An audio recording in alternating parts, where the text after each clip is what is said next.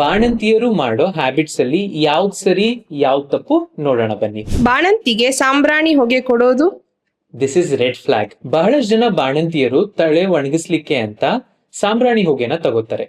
ಹೀಗೆ ಸಾಂಬ್ರಾಣಿ ಹೊಗೆ ತಗೊಳ್ಳೋದ್ರಿಂದ ತಾಯಿಗೆ ಮತ್ತು ಎಳೆ ಮಗು ಇಬ್ರಿಗೂ ತೊಂದರೆ ಆಗೋ ಚಾನ್ಸಸ್ ಇರುತ್ತೆ. ವಿಪರೀತ ಬಿಸಿ ನೀರಲ್ಲಿ ಸ್ನಾನ ಮಾಡೋದು. ಇದು ರೆಡ್ ಫ್ಲಾಗ್. ತುಂಬಾ ಜನ ಬಾಣಂತಿಯರು ಸುಡೋ ನೀರಲ್ಲಿ ಸ್ನಾನ ಮಾಡ್ತಾರೆ. This is wrong. ಇದರಿಂದ ನಿಮ್ಗೆ ಡಿಹೈಡ್ರೇಷನ್ ಆಗೋ ಚಾನ್ಸಸ್ ಇರುತ್ತೆ. ಹಾಗಾಗಿ ನಿಮಗೆ ಕಂಫರ್ಟಬಲ್ ಅನ್ಸೋ ಅಷ್ಟು ಬೆಚ್ಚಗಿನ ನೀರಲ್ಲಿ ಸ್ನಾನ ಮಾಡಿದ್ರೆ ಸಾಕು. ಬೇಗ ವೆಯ್ಟ್ ಲಾಸ್ ಆಗ್ಲಿ ಅಂತ ಡಯಟಿಂಗ್ ಮಾಡೋದು. ಇದು ರೆಡ್ ಫ್ಲಾಗ್. ಇನ್ಫ್ಯಾಕ್ಟ್ ಬಾಣಿಂತನದಲ್ಲಿ ಪ್ರೆಗ್ನೆನ್ಸಿಗಿಂತ ಜಾಸ್ತಿ ಎನರ್ಜಿ ರಿಕ್ವೈರ್ಮೆಂಟ್ ಇರುತ್ತೆ. ನೀವು ವೆಯ್ಟ್ ಲಾಸ್ ಮಾಡೋದಿಕ್ಕೆ ಅಂತ ಮೀಲ್ಸ್ ನ ಸ್ಕಿಪ್ ಮಾಡಲೇಬಾರದು. ಐರನ್ ಕ್ಯಾಲ್ಸಿಯಂ ಮಾತ್ರೆಗಳು ತಗೊಳೋದು. ಇದು ಗ್ರೀನ್ ಫ್ಲಾಗ್. ಇದು ತುಂಬಾ ಇಂಪಾರ್ಟೆಂಟ್. ಬಹಳಷ್ಟು ಜನ ಒಂದ್ಸತಿ ಡೆಲಿವರಿ ಆಗ್ಬಿಟ್ರೆ ಐರನ್ ಕ್ಯಾಲ್ಸಿಯಂ ಮಾತ್ರೆಗಳನ್ನ ನಿಲ್ಸೇ ಬಿಡ್ತಾರೆ. ಅದು ತಪ್ಪು. ನೀವು ಡೆಲಿವರಿ ಆದ್ಮೇಲೂ 6 ತಿಂಗಳಷ್ಟು ಕಾಲ ಐರನ್ ಕ್ಯಾಲ್ಸಿಯಂ ಮಾತ್ರೆನ ಕಂಟಿನ್ಯೂ ಮಾಡಬೇಕು. ಈಗಲ್ ಎಕ್ಸರ್ಸೈಸ್ ಮಾಡೋದು.